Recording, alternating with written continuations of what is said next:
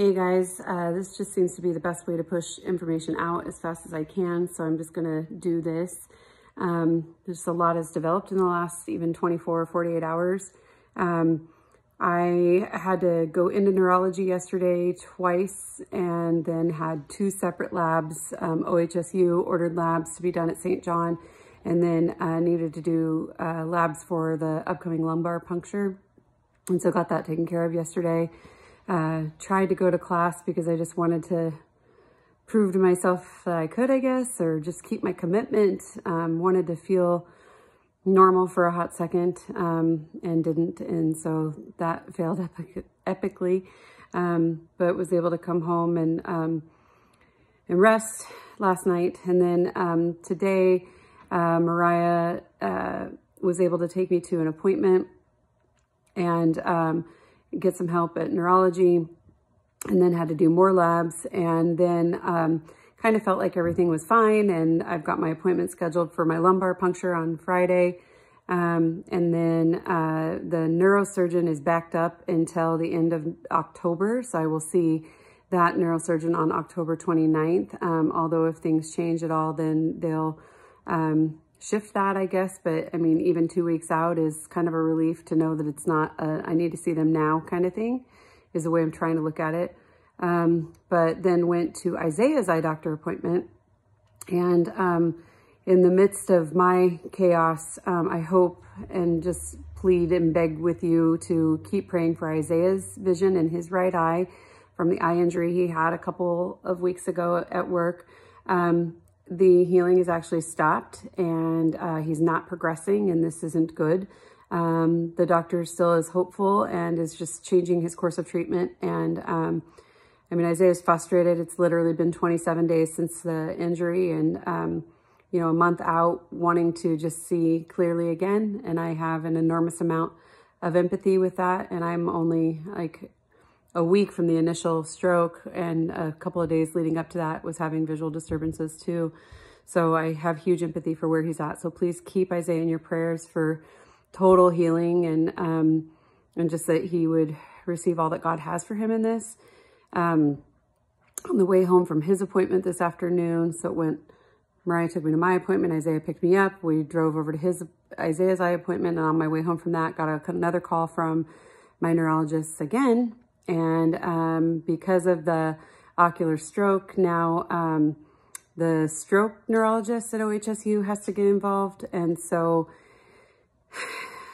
they are recommending that I have a 30-day heart monitor and an EKG done, which I've done before years ago, had heart surgery and all of that. But because of that history and because of whatever they're seeing, they need to follow up with that.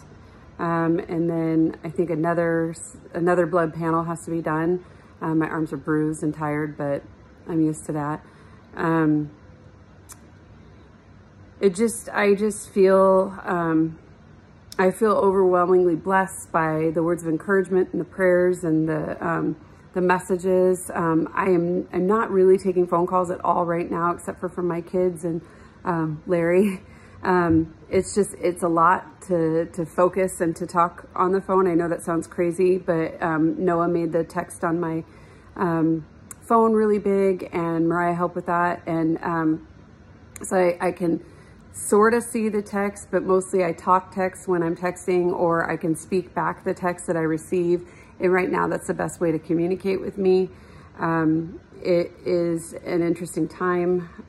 My kids are amazing and resilient, but especially there's just fear, there's concern. And so last night I caught Gideon crying by himself, and I just said, "Buddy, what's going on?" And he just burst into tears and said he was scared. And I talked about how we can have scared, and we can have anger, and we can have confusion and all of those things, but we just can't unpack and camp there.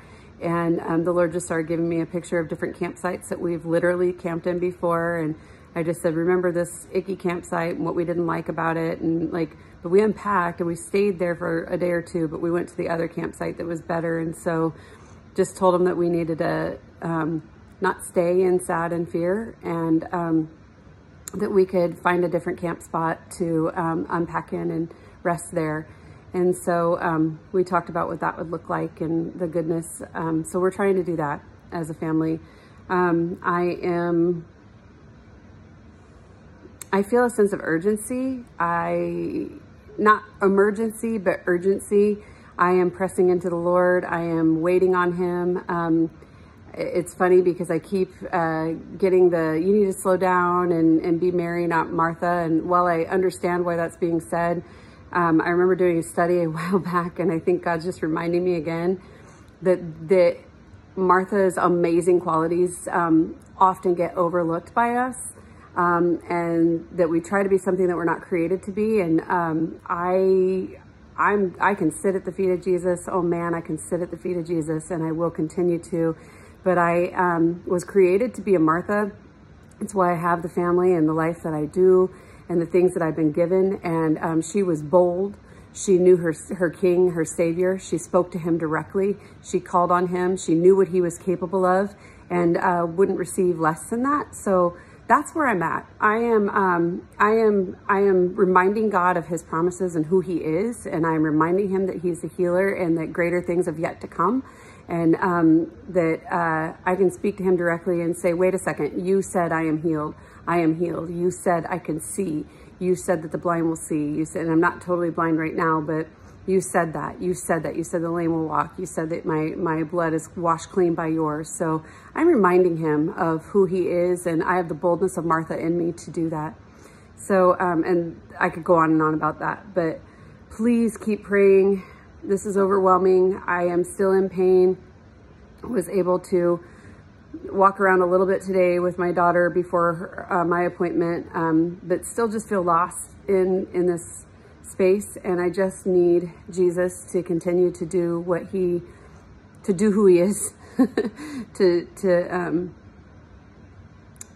meet me in that space and to meet my kids in that space. And across the world, I love you. I thank you. I honor each of you that have poured out your time and your energy and your words and your art and your service to my family and I. And I just ask that you would be abundantly blessed, tenfold, 100-fold back in what you've poured out, and that I'm trying to die to that independent spirit that says I can do it all. And so when people have asked if they can help or bring a meal, I am supposed to just say yes. And that is really hard for me to do, to just receive. So I'm grateful. I'm still scared. I'm still confused, hurt, and all the things. But in this moment, I